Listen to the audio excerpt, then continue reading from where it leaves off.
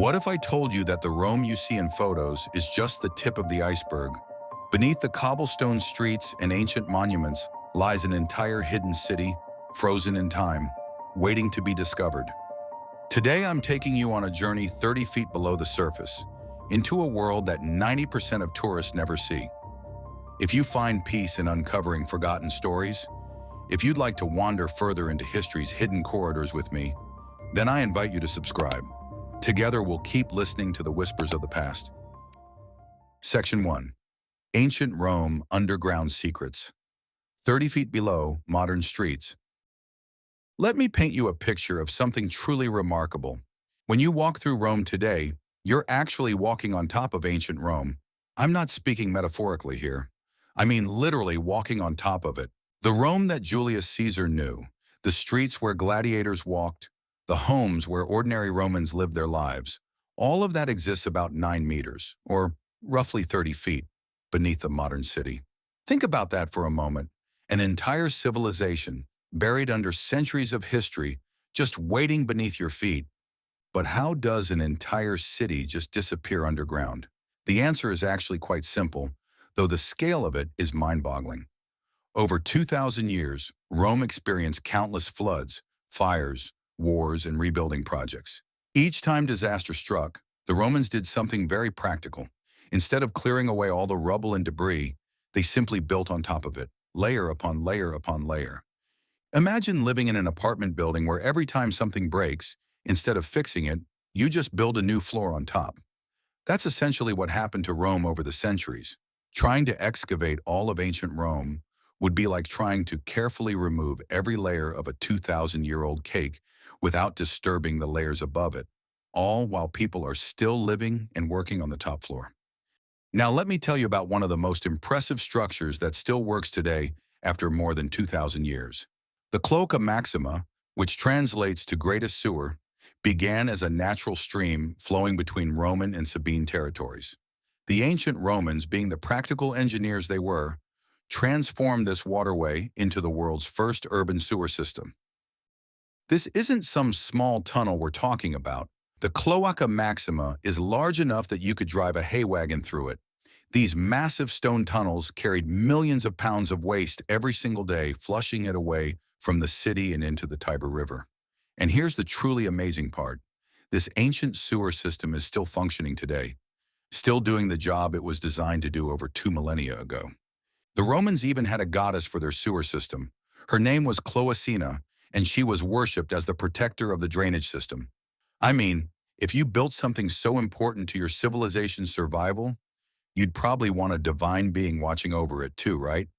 But the underground world of Rome contains far more than just sewers and buried streets. There are entire palaces down there, hidden from view for centuries. One of the most spectacular is the Domus Aurea, Nero's Golden House. When you hear the scale of this place, you'll understand why I call it a city within a city. The Domus Aurea contained 300 rooms, an artificial lake, gardens, and even a rotating dining hall that turned like a planetarium to imitate the rotation of the Earth. After Nero died, later emperors were so embarrassed by his excess that they literally buried the entire palace, building new structures on top of it. For centuries, it was completely forgotten. Then during the Renaissance, something incredible happened. A young man fell through a crack in the ground on the Esquiline Hill and found himself in a mysterious chamber covered in beautiful paintings. Soon, Renaissance artists like Pinturicchio were having themselves lowered on ropes into these buried rooms to study the ancient Roman painting techniques. They called the painted chambers grottos, which is where we get the word grotesque for the style of decoration they found there. Section 2. Roman underground tunnels and hidden infrastructure revealed.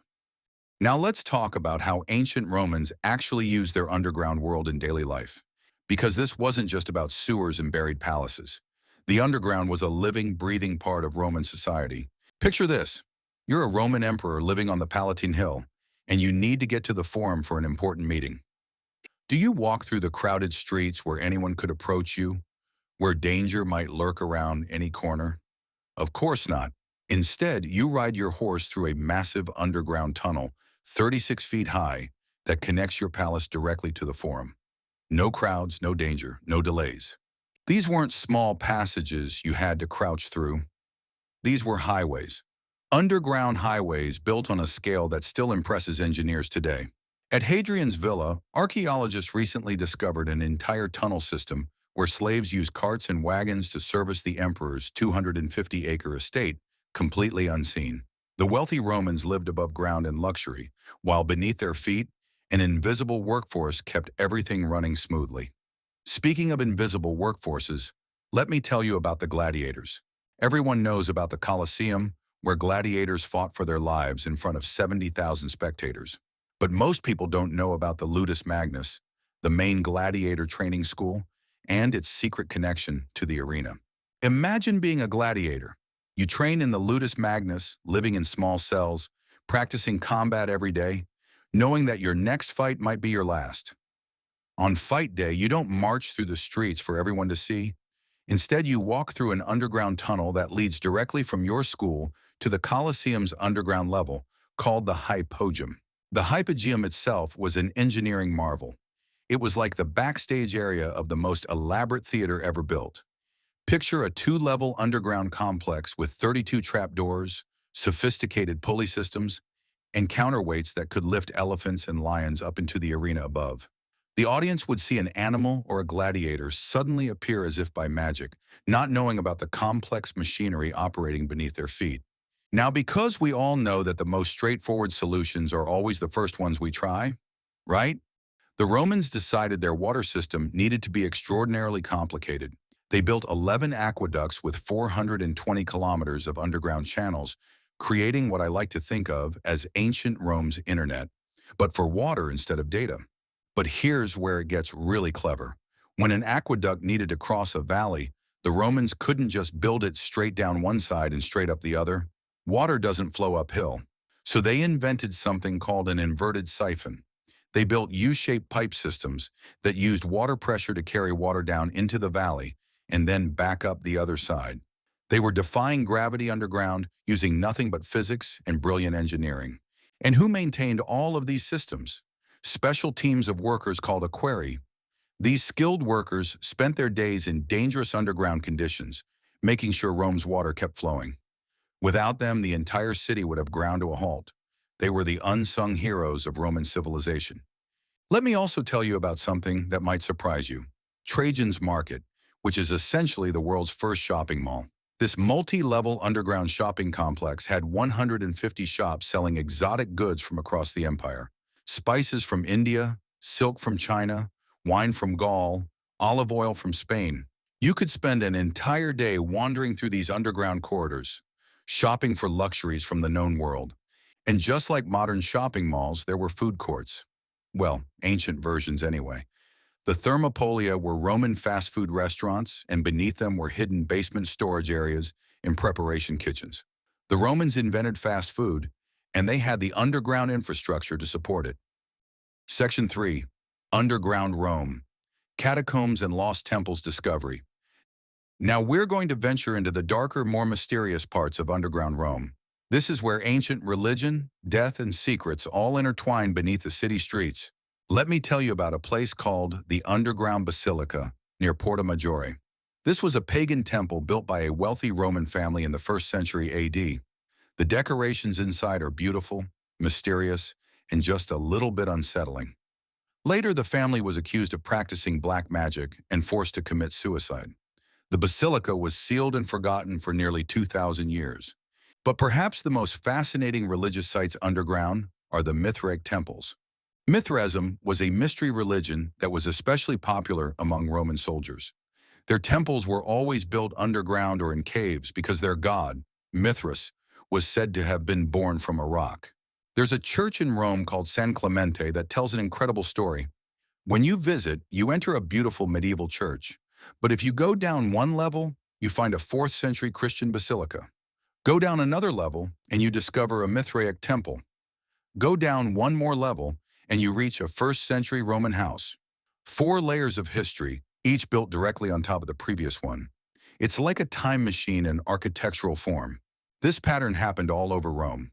Christian churches were deliberately built on top of pagan temples, sometimes to claim the sacred space, sometimes simply because those were the most solid foundations available. Either way, it means that beneath many of Rome's churches, there are ancient pagan temples waiting to be explored. Now let's talk about death.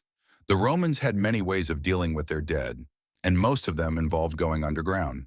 The most famous underground burial sites are the Christian catacombs, 150 kilometers of burial tunnels beneath Rome, carved into the soft volcanic rock.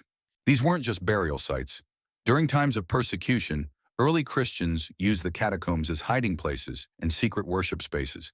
The walls are covered with some of the earliest Christian art in existence, showing us how the first followers of Jesus understood their faith. Walking through the catacombs today is like walking through a sacred art gallery, where every painting tells a story of faith, hope, and survival.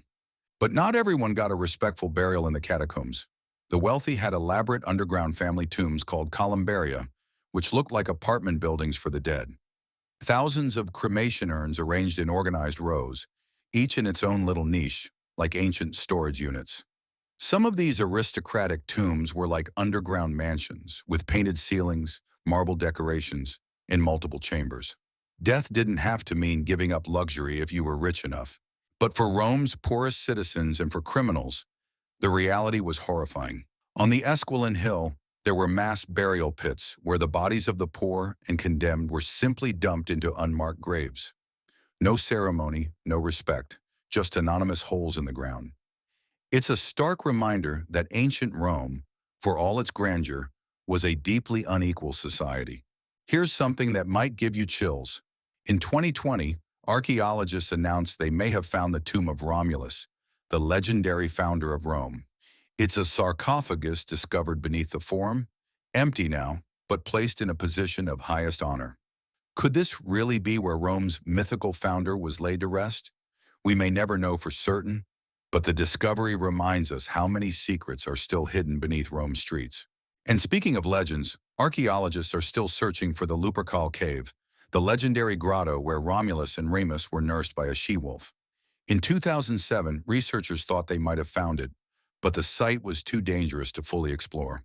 It's out there somewhere, buried beneath modern Rome, waiting for the right technology and the right moment to be discovered. Section 4. What lies beneath Rome today? 90% still unexplored. Here's something that absolutely fascinates me about underground Rome. We've only explored about 10% of what's down there. 10%. That means 90% of ancient Rome's underground world is still waiting to be discovered. But why haven't we excavated it all? The answer is actually quite practical, though somewhat frustrating for archaeologists. Modern Rome is built on top of ancient Rome. To excavate more of the ancient city, you'd have to demolish modern buildings, displace families, tear up streets, and disrupt a living, breathing city of millions of people. You can't just evict an entire city to dig up its past, no matter how valuable that past might be. So archaeologists have gotten creative. They're using technology that would seem like magic to ancient Romans. Ground-penetrating radar allows scientists to see beneath the surface without digging a single hole. They're creating detailed maps of underground structures, finding new sites that no one knew existed. Robots with cameras are exploring dangerous underground passages too unstable for human archaeologists. These wire-controlled machines can squeeze through narrow openings and navigate collapsed tunnels, sending back images of chambers that haven't been seen in 2,000 years. Laser technology has revealed early Christian frescoes in the catacombs, showing us depictions of Jesus that we never knew existed. And 3D mapping is creating digital reconstructions of buried structures, allowing us to virtually walk through ancient Roman buildings that we can't physically access. Just recently, in 2024, archaeologists discovered a network of medieval shops and restaurants beneath Capitoline Hill. These aren't even ancient Roman structures, but medieval additions built into the underground spaces. They're scheduled to open to the public in 2026. Every year brings new discoveries, new insights, new windows into the past. There are even theories, controversial ones, about legendary artifacts hidden in Rome's unexplored underground chambers. Some people claim that treasures like the Holy Grail might be hidden beneath St. Lawrence's Church. Now, I'm not saying I believe these theories, but I will say this. Given how many incredible discoveries have already been made beneath Rome's streets, who knows what else might be waiting down there? What I find really moving is how these underground spaces have continued to serve Rome through the centuries. During the Middle Ages, when Rome's population had shrunk dramatically, people lived in the ancient ruins, adapting underground spaces for their homes and workshops. During World War II, when Allied bombs fell on Rome, the ancient underground spaces became air raid shelters, protecting modern Romans the way they had protected ancient ones centuries before. There's even evidence of underground agriculture in ancient Rome. Romans used subterranean spaces to store food and maintain cool temperatures in the brutal summer heat. They understood something we're rediscovering today. Underground spaces provide natural climate control without any technology. So what have we discovered on our journey beneath Rome's streets? We've seen that history isn't just about the monuments we can touch and the buildings we can walk through. Sometimes the most incredible stories are hiding right beneath our feet, waiting patiently for us to find them. We've learned that ancient Romans were brilliant engineers who built systems that still function 2,000 years later. We've explored palaces and temples, shopping malls and sewers, burial grounds and secret passages. We've seen how the living and the dead shared the same underground spaces, how slaves and emperors both depended on the hidden infrastructure beneath the city. But perhaps most importantly, we've realized that we're still at the beginning of this story. 90% of underground Rome remains unexplored. 90% of its secrets are still waiting. Every year, new technologies reveal new chambers, new artifacts, new connections to the past that reshape our understanding of ancient Rome. So here's my question for you. If you could discover one thing beneath Rome's streets, what would you want to find? The lost Lupercal cave where Rome's founders were nursed by a wolf? A hidden library filled with scrolls that could rewrite history? The truth about legendary artifacts? Or maybe just a glimpse into the daily life of an ordinary Roman, someone whose story was never recorded in the history books? If you find peace in uncovering forgotten stories, if you'd like to wander further into history's hidden corridors with me, then I invite you to subscribe. Together we'll keep listening to the whispers of the past. Until then, remember this. The past is never truly gone. Sometimes it's just waiting beneath our feet, patient and silent, ready to tell its story to anyone willing to listen.